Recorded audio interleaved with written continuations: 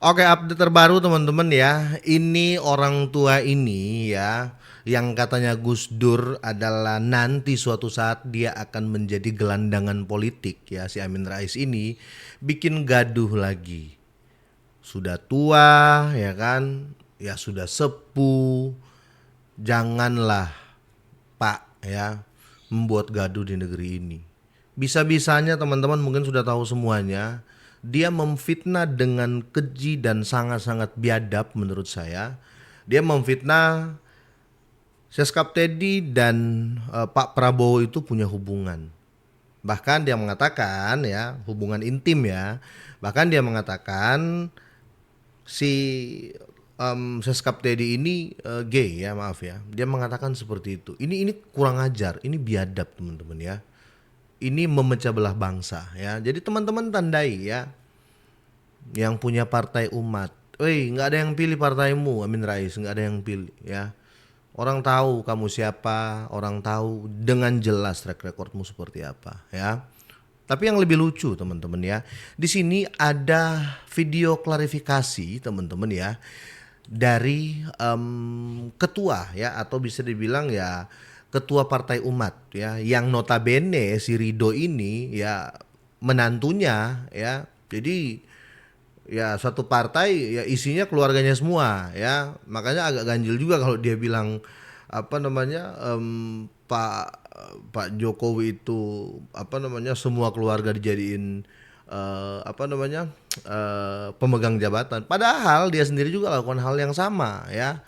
Bukan cuma itu, ini nanti akan ada tindakan sudah dilaporkan teman-teman ya. Semoga saja masuk penjara ini gelandangan politik ini ya. Semoga saja teman-teman ya, karena relawan Pak Jokowi sudah melaporkan ya, tuntutannya itu 6 tahun penjara ya, dan bahkan ini sudah sangat-sangat fakta karena Komdigi pun sudah menghapus konten si gelandangan politik ini teman-teman ya. Bukan cuma itu teman-teman ya, update terbaru juga kalau kita lihat di sini, nanti saya akan bawakan juga ke teman-teman semuanya ya. Di mana Roy Suryo CS ya, atau ya bisa dibilang orang-orang ini ya, yang makin kesini makin aneh ya, mengatakan kami punya seabrak bukti bahwa ijazah Pak Jokowi 99,9% itu palsu ya. Tapi di sini mereka minta memohon-mohon agar kasus ini dihentikan. Kan tolol. Iya dong, kalau kalian yakin asli dan kalau kalian yakin ijazah Pak Jokowi itu palsu, terus kalian punya bukti, ngapain kalian mau kasus ini dihentikan? Takut? Kalau kalian yakin, ya silakan kalian perang di pengadilan. Sekarang kok jadi cemen, jadi meong ya.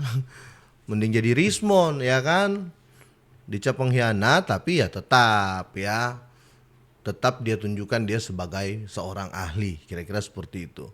Oke, kita lihat dulu ya video dari orang ini teman-teman ya, yang meresahkan warga masyarakat Indonesia ya. Biar lebih jelas ya, kita lihat si biadab ini seperti apa omongannya ya. Tentang Sekretaris Kabinet Teddy Indrawijaya dengan Presiden Prabowo. Saudara, 3 hari terakhir ini ada berita besar tentang Sekretaris Kabinet Teddy Indrawijaya dengan Presiden Prabowo Subianto. Jadi berdasarkan pendapat atau opini masyarakat seperti bisa kita Masyarakat pantau, yang mana woi? ternyata Teddy itu seorang gay. Nah, ini kurang seperti ajar. kaum Nabi Lut pada zaman dulu. Lebih menyukai atau mencintai sesama laki-laki. Ini kan fitnah. Ini kurang ajar, ini biadab. Bahkan Mbak Titik Prabowo sampai menyanyikan lagu berjudul Cinta Segitiga. Antara lain ada lirik ya, yang berbunyi kurang lebih ya, engkau tinggalkan aku demi laki-laki bernama Teddy. Woi orang tua, woi gelandangan politik. Kamu tahu sendiri kan, kalau kamu mau update sesuatu, lihat sumbernya. Itu AI lagu itu, malah kau jadiin bahan. Singkat kata, tanpa berdele-dele, saya usulkan agar Pak Prabowo secara kesatria, tegas dan meyakinkan Prabowo melepaskan diri dari rendotannya si Teddy yang berbahaya itu. Jadi ganti Teddy dengan sosok yang normal, fokus bekerja untuk bangsa dan negara. Bahkan ada kelakar ya menyebut Teddy itu Bunda Ted, ya. Jadi Bunda Teddy. Ya. Karena itu saya hanya ingin mengakhiri dengan menggarisbawahi pendapat lugas dan cerdas dari Pak Rizal tadi. Ya. Jadi segeralah Pak Prabowo memecat Teddy, karena waktu berharga Pak Prabowo jangan sampai digunakan untuk asyik masyuk ya dengan Teddy ya. Kurang ajar kalau Ditunjukkan kepemimpinan Anda Mas Prabowo, masa mantan Danjen Kostrad, mantan Danjen Kopassus dan sekarang jadi presiden itu kok mau dileloti terus sama Teddy. Jadi tendang Teddy sejauh mungkin Pak Prabowo, kemudian kasihkan jabatan yang ke anakmu gitu ya, buat dia ya, sebagai kompensasinya ya, tetapi tidak bisa ya menjadi orang dekat dengan Pak Prabowo karena Pak Prabowo nanti kena imbasnya ya, mudah-mudahan masih ada harapan ya. Nah ini statement kurang ajar, statement bodoh, statement biadab ya dari orang yang haus jabatan, dulu pengen jadi presiden nggak jadi ya. Sekarang pemecah belah, menurut saya ya, jadi pemecah belah karena fitnah di mana-mana. Akhirnya kan beredar semua. Yang malu siapa? Yang malu Seskap, yang malu presiden. Makanya diturunkan videonya atau di take down videonya oleh Komdigi dan kita tinggal tunggu proses dia ditahan, dia diadili si kurang ajar ini ya teman-teman ya. Tapi yang anehnya ya beredar video juga ya anaknya ini si Rido ini ya melakukan klarifikasi ya Ketua Umum Partai Umat. Sekarang anaknya yang pegang partai ini ya. Bentuk kepedulian dan kecintaan beliau. Ini adalah bentuk kepedulian dan kecintaan beliau terhadap negeri ini dan juga terhadap Pak Prabowo sebagai sahabat lamanya. Rekam jejak kritis dan keberanian beliau sudah kita saksikan bersama. Bela terus bapakmu, mertuamu. Dan yang ketiga, kami mendengar ada pihak yang akan menempuh jalur hukum. Oh jelas. Prinsipnya itu adalah hak konstitusional. Betul. Kami tidak berhak untuk membatasi. Betul. Tapi jangan sampai hukum dijadikan alat pukul politik yang tebang pilih sesuai dengan selera kekuasaan. Demikian. Jadi jelas teman-teman ya, dia mau bela bapaknya, ya mertuanya dia mau bela, yang notabene salah. ini konyol ya, bahkan dari Komdigi pun akan mengambil langkah hukum ya. Jadi siap-siap kau Amin Rais. Di lain pihak, Menteri Komunikasi dan Digital Mutia Hafid menanggapi video yang diunggah Amin Rais via kanal YouTube-nya terkait Presiden Prabowo Subianto dan Sekretaris Kabinet Teddy Indra Wijaya. Mutia menyebut video itu merupakan pembunuhan karakter karena mengandung ujaran kebencian. Betul. Selain itu, pernyataan Amin Rais dinilainya tidak memiliki dasar fakta dan merupakan upaya provokasi untuk menciptakan kegaduhan publik. Untuk itu, Komdigi akan menempuh langkah hukum bagi siapapun yang membuat dan ikut mendistribusikan video itu secara sadar. Jelas ya teman-teman ya, akan mengambil langkah hukum juga ya. Dan ya sudah, kita tinggal tunggu seperti apa nasib si gelandangan politik ini, si Amin Rais ini. Itu katanya Gus Dur ya, katanya Gus Dur dia nanti akan jadi gelandangan politik. Ya benar, jelas bikin partai nggak laku-laku. Siapa yang mau pilih Partai Umat ya, siapa yang mau pilih teman-teman ya. Tapi bukan cuma itu, ada juga provokasi yang menurut saya pribadi ya, ini provokasi juga yang beredar ya, yang mengatakan Seskap Teddy ini menjadi filternya Pak Prabowo, sampai-sampai kalau jenderal mau ketemu harus disuruh tunggu nih sama Seskap Teddy, tunggu di sini Pak, nanti Pak ya. Itu yang beredar saat ini. Yang kita tahu teman-teman ya, kita nggak usah jauh-jauh ya. Contoh kalau kalian punya pembantu di rumah, ada tamu datang, kita kan pasti pesan ke tamunya, nanti disuruh tunggu ya, saya masih mandi. Ya, nanti disuruh tunggu ya, saya masih ada tamu. Ya jadi jangan lihat Seskap Teddy-nya. Seskap Teddy melakukan hal itu karena perintah, bukan karena kemauan sendiri. Tapi ya orang-orang dasar membenci, ya susah juga kita untuk debat sama mereka. Mereka dasarnya benci kok. Pun harus antre di depan pintu karena filter let call Teddy. Seperti kasus kemarin, kan saya bilang kan, ketika Panglima Kopassus diperintahkan menghadap presiden, tapi akhirnya ya kan terjadi insiden gitu di situ, bahwa Panglima TNI dihadap jenderal yang nggak ngerti, kan cuma duduk di luar, sementara dia tahu kalau dia dipanggil. Tapi kan karena ada TNI di sinilah, ya kan, membuat Panglima Kopassus harus menunggu di ruang tunggu. Ini kan problema itu. Dan ini dampaknya sangat luas sekali. Dan itu bukan insiden pertama? Bukan. Ada beberapa juga dari perwira tinggi TNI yang diperlakukan seperti itu, gitu loh. Sehingga upaya presiden memanggil perwira tinggi TNI itu tidak terlaksana karena kelakuan Teddy, gitu loh. Kalau perintah Pak Presiden nyuruh nunggu gimana? Masa Teddy harus lawan? Dan itu tidak hanya terjadi di istana, tapi juga kabarnya di Kertanegara. Di Kertanegara juga terjadi, gitu. Bahkan bagaimana peran gatekeeper ini Teddy dalam hal ini kan juga merusak merit system, ya kan? Ya, karena apa? Karena egonya, gitu.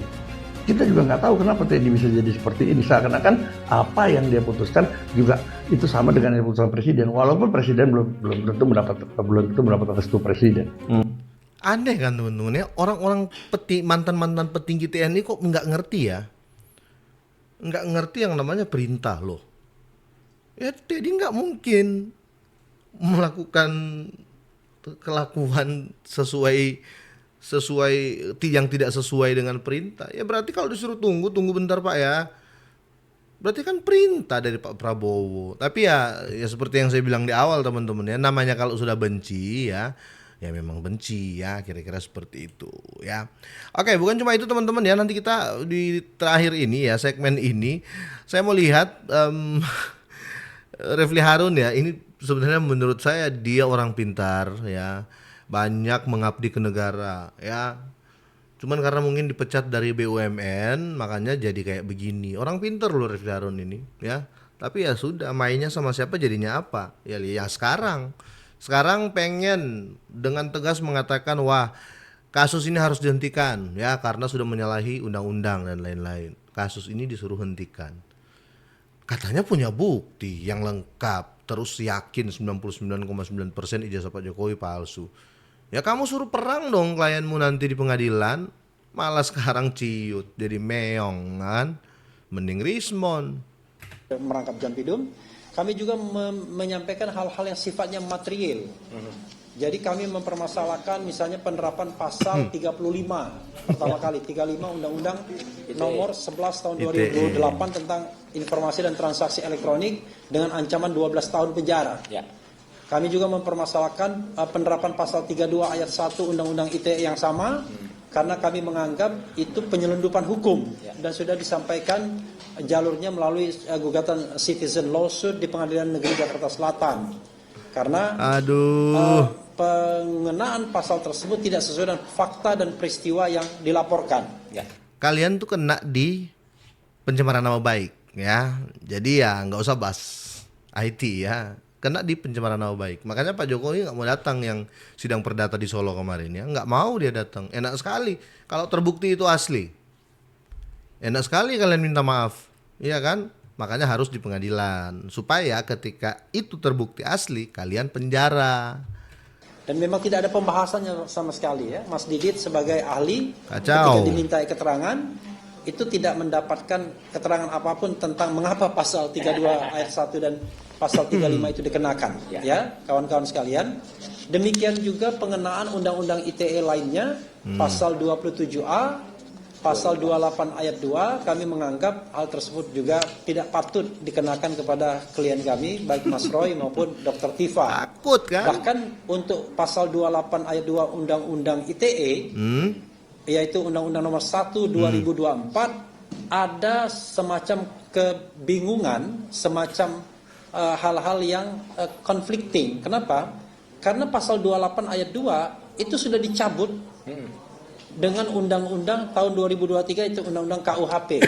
Undang-undang nomor 1 tahun 2023 ya. Tetapi ternyata pada tahun 2024 ada perubahan undang-undang ITE yang menghidupkan lagi pasal 28 ayat 2. Pertanyaannya adalah karena undang-undang KUHP ini baru berlaku pada tahun 2026, mana sesungguhnya yang mau diacu? Karena ini berkonsekuensi pada ancaman hukuman.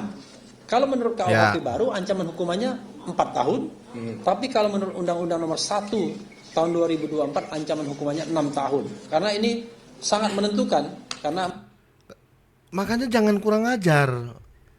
Akhirnya dikena pasal-pasal berlapis, sekarang teriak-teriak, ampun, ampun, tolong dihentikan kasus ini. Tapi terlambat sudah, bos, ya.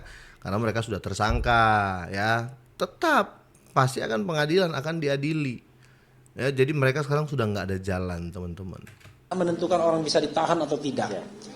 Demikian juga pengenaan mengenai pasal fitnah dan pencemaran nama baik. Oh, itu jelas. Kalau pencemaran nama baik kita sudah tahu kawan-kawan semua bahwa tidak bisa dikenakan terhadap apa-apa yang menjadi keputusan atau kepentingan publik. Loh, enak sekali kalian. Enak sekali. Pencemaran nama baik nggak bisa dikenakan loh. Terus lolos gitu. Atau public domain, dan kita tahu bahwa untuk kepentingan publik itu tidak berlaku namanya pasal pencemaran nama baik, dan itu sudah di-state oleh putusan KIP Komisi Informasi Pusat bahwa soal ijazah ini adalah soal yang terkait dengan kepentingan publik atau public domain. Bodoh. Dan sebelumnya dalam Undang-Undang Kebebasan tetap Informasi masuk Publik kalian. dikatakan sebagai public domain. Jadi lengkap bahkan. Nah, itu hal-hal yang kami sampaikan baik secara formil dan secara material selama 40 menit kepada Wakil Jaksa Agung yang juga Jampidum, Jaksa Agung Tindak Pidana Umum. Teman-teman tahu sendiri kan ya, mereka itu semua mereka sudah mau tuju, ya, sudah keliling mereka ya, demo sana, demo sini, grebek kantor ini, grebek kantor itu, semua ditolak. Bahkan yang paling bersejarah kemarin, yang menurut saya logika tolol ya, mereka melakukan judicial review ke MK ya. Mereka mau pasal-pasal itu dihapuskan. Bayangin ya, pasal yang ada di undang-undang, mereka mau suruh, mereka lakukan judicial review ke MK, suruh itu dihapus supaya klien mereka ini, Roy Suryo CS ini lolos. Bayangin tuh. Demi 3 orang ini ya, waktu itu 3 ya sama Rismond, mereka pengen pasal itu dihapuskan atau dicabut ya, atau dihilangkan dari undang-undang. Ya enggak diterima dong sama MK.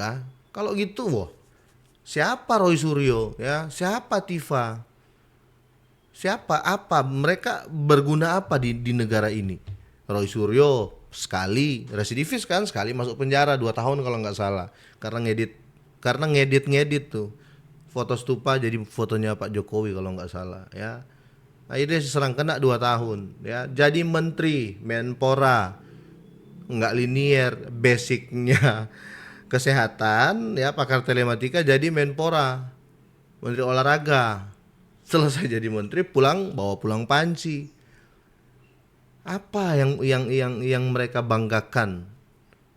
Makanya yang saya sesalkan di sini sebagai warga negara Indonesia biasa, ya Pak Refli Harun, orang pintar, orang smart, kok bisa-bisanya membela kasus-kasus congek seperti ini. Kalau kita lihat track record Pak Refli Harun ya, pernah membantu negara di BUMN, bos. Itu mengabdi buat negara, kerja buat negara. Tapi dipecat. Jadi kayak gini. Ya. Hal-hal lain yang kami sampaikan adalah kondisi Mas Roy, ya, kondisi Dr. Tifa, di mana kami katakan 2 orang ini adalah 2 orang yang bermanfaat di Republik ini. Ya. Mas Roy ini adalah ahli telematika, yang sering dimintai orang untuk memberikan keterangan ahli dalam kasus-kasus yang terkait dengan masalah telematika, dan dimintai negara juga. Dimintai negara, ya. Dan sebelum kita semua ini mentas bagi di sini, negara. kita sudah Anjay. mendengar nama Mas Roy, terutama kalau di infotainment. Jadi kalau kita bilang Refli Harun ini keliru kayaknya mengatakan ini bermanfaat dua orang ini. Tifa sama Roy nggak ada di Indonesia. Indonesia ini tetap jalan, Pak. Nggak ada kamu pun, Pak Refli, di negara ini. Indonesia ini tetap jalan. Jadi jangan sok penting ya, apalagi aduh. Bingung saya teman-teman, bingung kenapa Refli Harun sampai berstatement seperti ini. Kalian nilai lah ya, kalian bisa tinggalkan di kolom komentar. Bener nggak ini Roy Suryo sama Tifa ini berguna bagi negara dan bangsa? Kalian setuju nggak statement ini? Aduh, tapi sudahlah teman-teman ya. Ya kita sebagai warga negara bebas untuk beropini ya. Tapi jangan fitnah kayak si Amin Rais ya, jangan fitnah kayak orang ini karena dia banyak sekali fitnah juga ya. Mungkin karena sudah tua ya, kira-kira gitu ya. Oke, sampai di sini teman-teman. Apapun pendapat kalian silahkan drop di kolom komentar, kita ngobrol di sana ya. Semoga ini bermanfaat. Semoga sehat, sukses terus buat kalian semuanya. Bye.